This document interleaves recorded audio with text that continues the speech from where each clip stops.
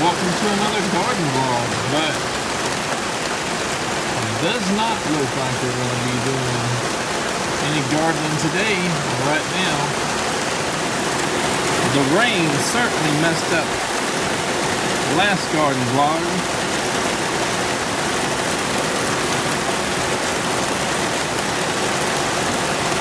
Here it is, look at there, thunder, tons of rain. Those figs are probably liking it though. Sorry about that, guys. I guess, you know, when the weather isn't cooperating, sometimes you just can't really do anything. You know, the last few videos, I've been wanting to do way more planting and scoping out stuff. And, you know, we still have at least one major, like, experiment or topic to talk about that I've been kind of delaying intentionally because I didn't want to add it to just a random garden vlog with everything else. You'll have to stay tuned for that since we're not going outside in this nasty weather. Rain.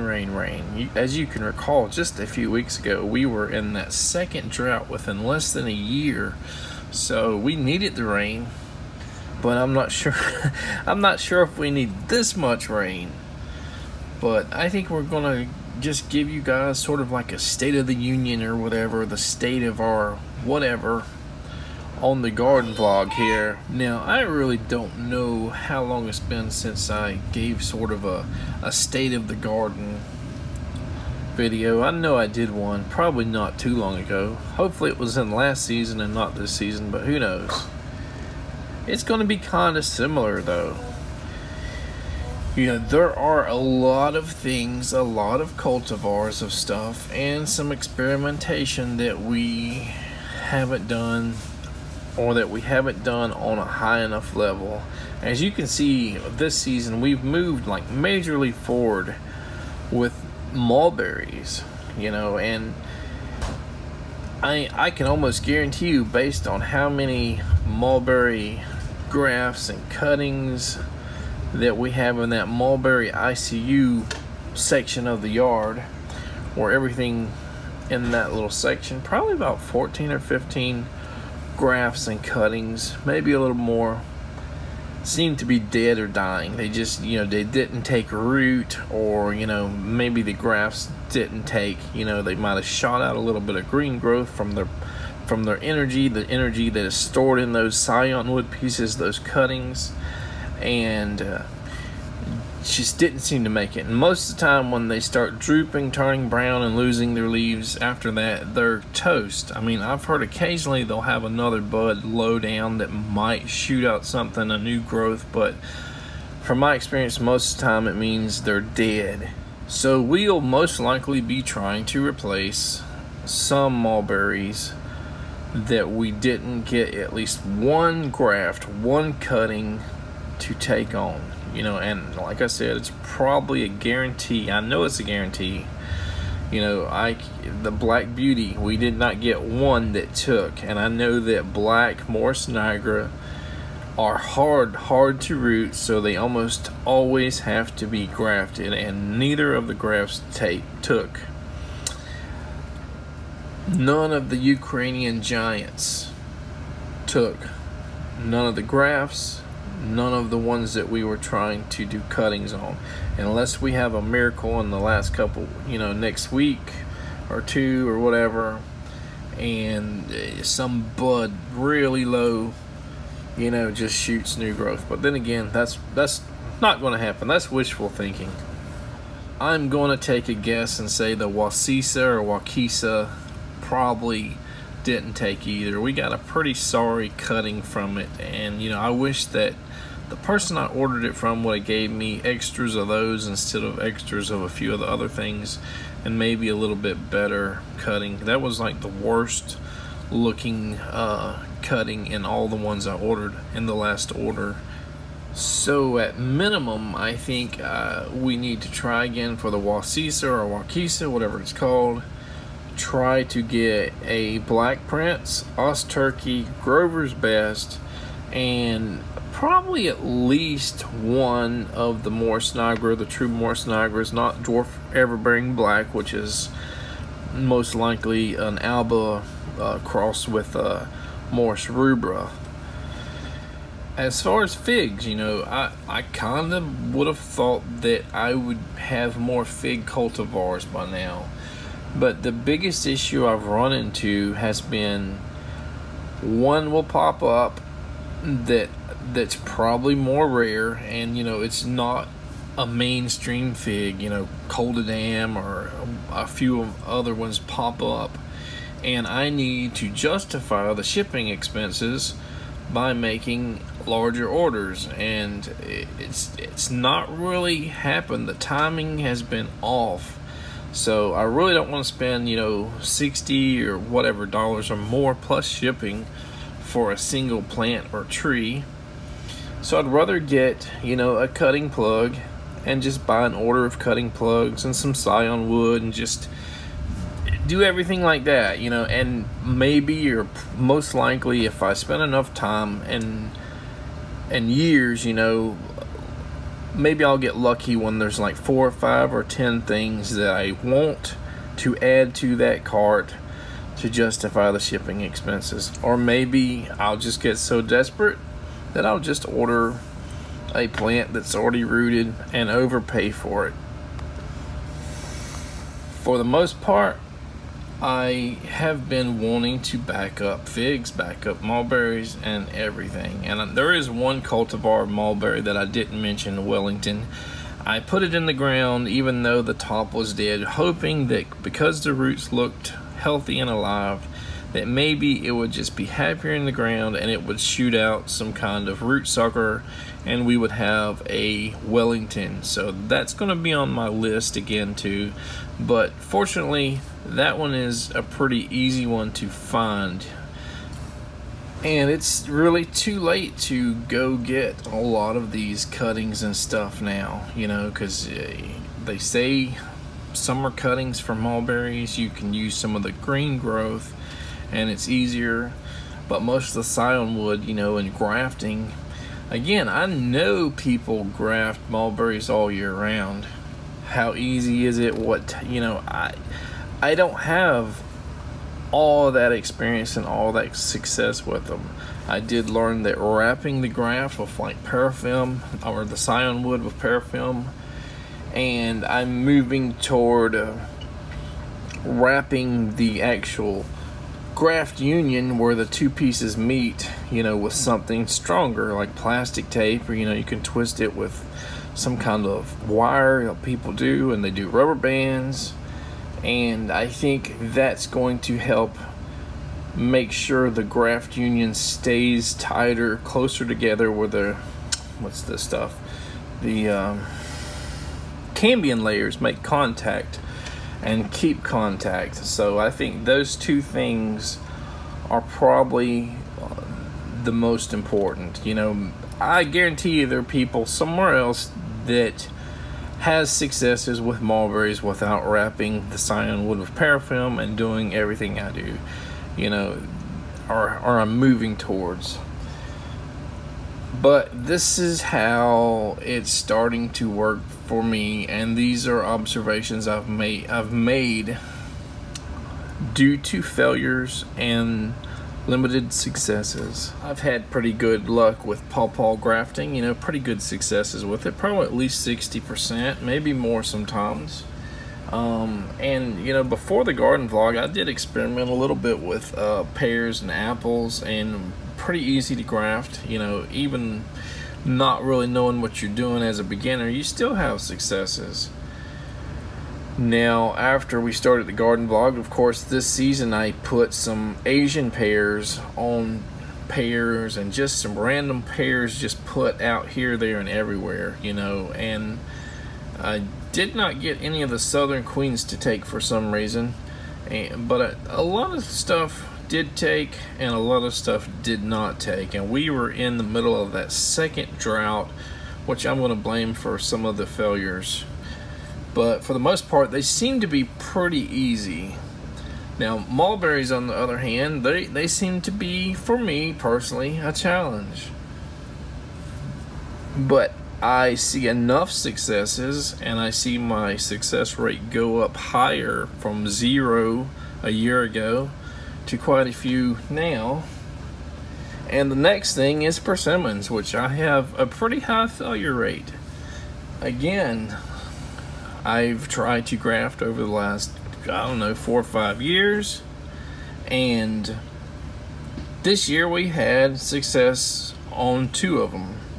So we went from 0 to 2. So hopefully in the future we will have more Asian and American persimmons growing, and ones that we grafted on our own. I think for the most part we really don't need to go out and get pear rootstock unless we just want to do it for some other reason, for trading and selling and stuff. We can multi-graft on each tree, which seems to be okay, but we have enough trees and rootstock, you know, for quite a lot of pears if everything or most everything is successful.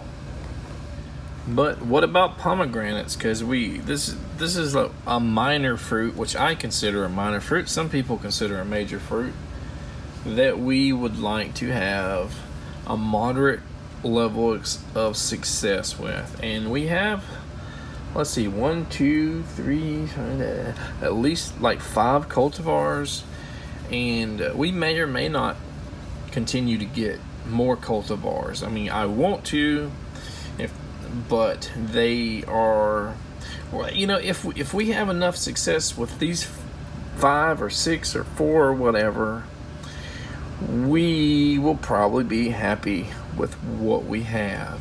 I think we have Wonderful, we have Kazaki, we have another one that's like a Russian one or Ukrainian, and we have like Christina, we have like a Purple Heart, and Afghansky. So I guess that's 6 cultivars. And as you may have noticed, we tried to experiment with cherry plums, rootstock and stuff, and we tried to graft on a giant root sucker, several grafts this year, and they did not take. We had one single rootstock we put 2 grafts on, did not take. The whole rootstock died for whatever reason.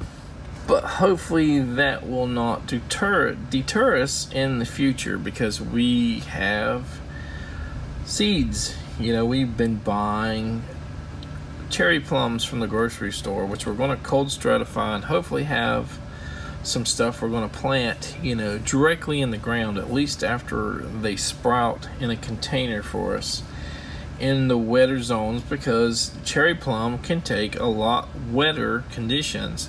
And we will try to do pluots, plumcots, maybe apriums, and of course a few plums, probably Excelsior again, we'll try that, and a few other like the Japanese plums, and see if we can have successful grafts and see if we get a good high pollination rate.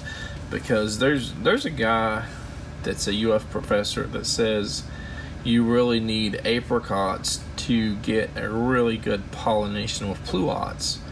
Well, we took seeds from the 3 pluots that were produced on our farm this year, and we're going to cold stratify them as well. So hopefully their own genetics, you know, mixed in that seed and seedling will help with pollination as well. So it's going to be kind of a mix and experiment, and just trying to see what works, if anything works, to get the pollination rates up higher, faster. In Florida, you know, you may not have this problem, you know, 2 or 3 states up north of here, but in Florida we do not grow apricots. And now that we're seeing, we'll go back to pawpaws, now that we're seeing more pawpaw suckers from some plants that have never suckered before, I think over the next couple of years we're going to see so many suckers. And once we learn how to extract those suckers without killing them, we will have a rootstock to trade or to graft with, to sell, or whatever we're going to do. Give it away, sell it, trade it, all the above. So that, I'm kind of looking forward to that. You know, I've practiced doing very small suckers, you know, extracting them from the ground, and they never take. But my first take was a larger sucker. I don't remember if it was 3 or 4 foot. I cut a significant amount of growth off of it. I grafted it twice. Only one of the grafts took, you know, I think 2 grafts took, but for whatever reason that top graft got priority from the roots, and the bottom side graft just sort of withered away. But if we can amplify that success times 20 or whatever in the next 2 or 3 years, we'll be doing pretty good on pawpaws. You know, even if we aren't quite ready or there with the fruit, we can get to a point where we can offer probably much larger grafted plants than these nurseries are providing. You know, they're selling, you know, 3 or 5 or whatever inch plant, and sometimes, you know, Stark Brothers has some pretty good ones. They might be like 18-20 inches, but most of these nurseries are selling little micro grafts or little half dead or dead plants by the time you get them in the mail. And that's been experienced. You know, I even had that with the persimmons. They were the American persimmons we got last year were alive, and they seemed to do okay. They were micrografts. The first little bit of sun, though, you know, even with some shade and some protection, you know, from trees and weeds and stuff, they just buckled and died. And including one of the rootstocks, you know, one rootstock came back, the other didn't, but the grafts were toast. But, you know, selling or trading plants isn't a priority to me. That's not what it's about. I think we're just going to have such an excess amount of suckers over the next few years, and they're going to be popping up a lot of times in places that they don't need to be popping up at, you know, walkways, you know, driveways, and just areas that they do not need to be. And it's going to be such a large amount, I believe, that they have to be thinned out, taken out anyway. I guess we got to talk about one of our biggest failures, and that's loquats. You know, Flying Fox Farms or whatever, they might say this is the easiest thing to do, and it might be for them. It might be for a lot of people. But we had, what, 3 or 4 grafts that took after numerous attempts, and I don't know what we did wrong.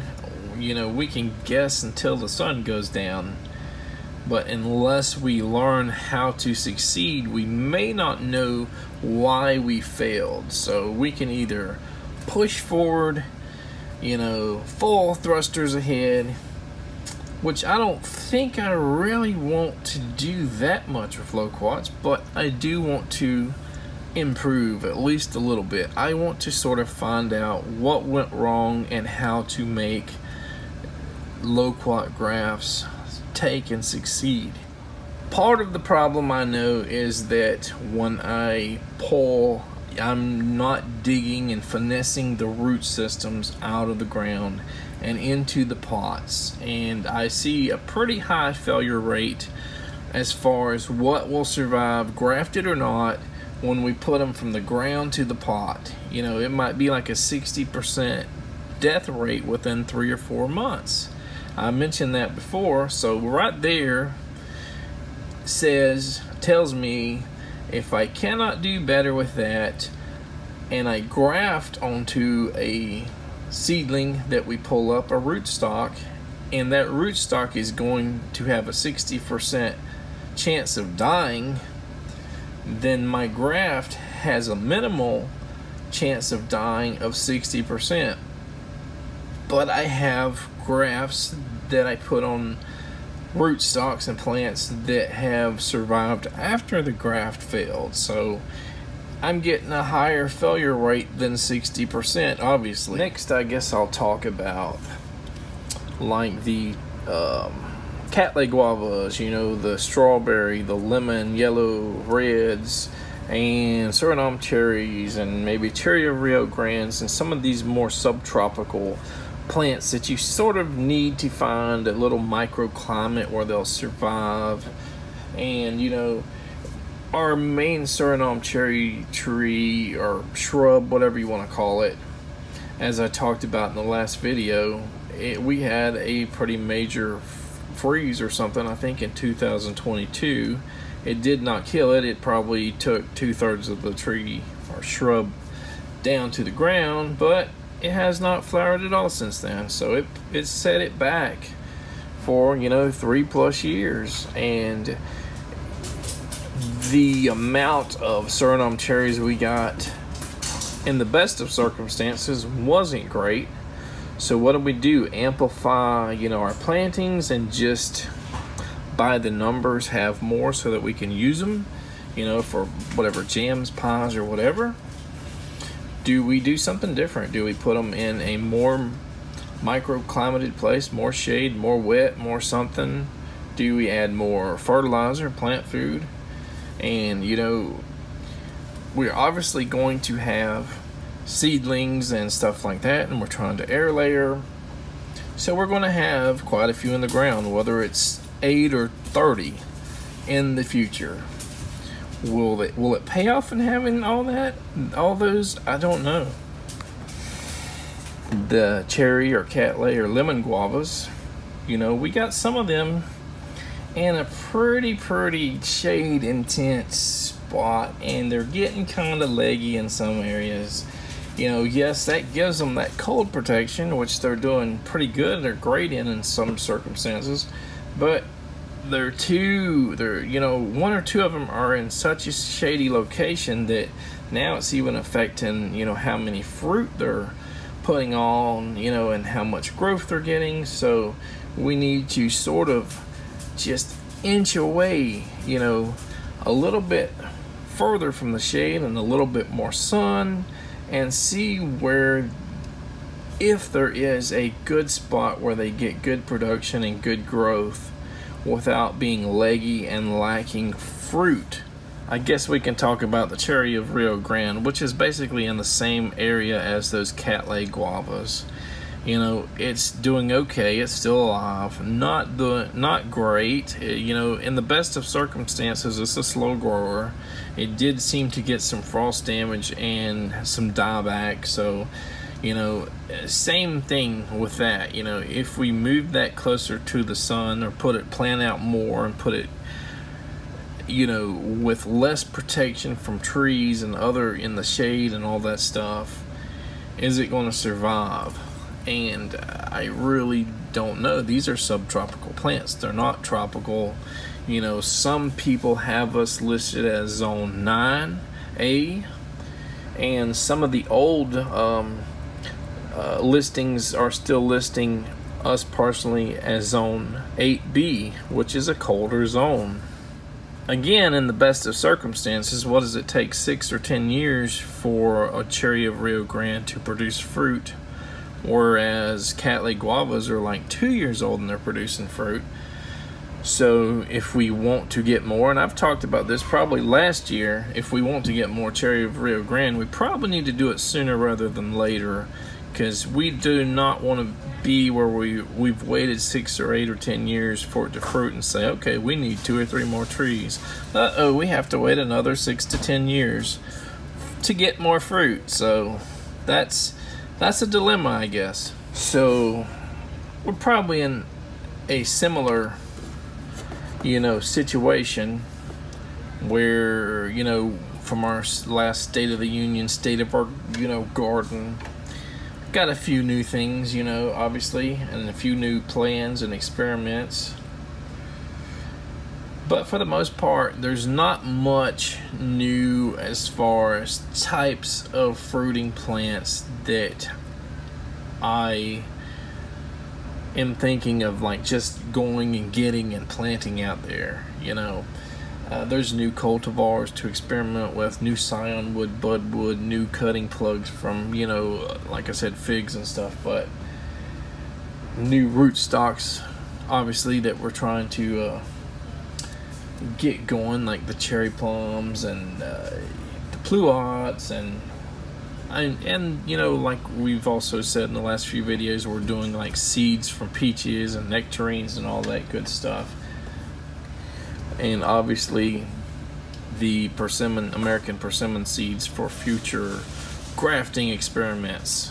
Whether or not jaboticabas and a few other things are in our garden, you know, plans in the future, we're experimenting, you know, and we were hoping to get a lot better successes with the jaboticaba seedlings so we can give them away, but so many of them are yellowing and dying, you know, and they just were not doing good for us. So we're hoping that put them in the ground, hope they do better, hope they like it better in the ground, and hope that they can survive our cold, especially in microclimates. One of the things that we haven't talked about here is bananas, because, you know, we kind of got excited for a little while. We made that little half banana circle, and we did that other banana, I forget what I called it, where it's like a straight line ditch and you got kind of like logs and stuff buried under there. We did a lot of burning to provide nutrients, and they finally produced 2 or 3 suckers on that big banana, and it's blooming now. So let's see, it's in the full sun too, or close to full sun, so we'll see how well that one does. Our other one, I guess, survived the winter, the dwarf namois, so it is in that half circle, and we'll monitor it. Let's hope that it suckers like crazy and produces bananas for us. And you know, depending on how successful we are, that may make us move forward with more banana cultivars. Lastly, since we're running out of time, and I may do a update or part 2 to this later, annual gardening. You know, annual gardens are something that I have not had a lot of luck with. So getting better at all these little things, whether it be corn or tomatoes, you know, squash, you know, and we had that one year, we had that major big pile of giant, you know, some of them were almost like 70 pounds or so, squash, pumpkin, Seminole pumpkin crossed with, you know, trombone squash or something like that. You know, we need to really put a lot of effort into doing stuff like that. Peanuts, green beans, well, asparagus isn't really an annual garden, but perennial garden, we need to get some successes with, even asparagus, because I know despite the bad rep it gets in Florida, it's possible. I know that they have like half the harvest and half the lifespan here, but I know people grow it here successfully. But yeah, a lot of annual gardening stuff is where we need to move forward with. I've never had luck with strawberries and a lot of other things. Alright, we're gonna just leave it at that, and possibly, like I said, do an update later. Take care, guys.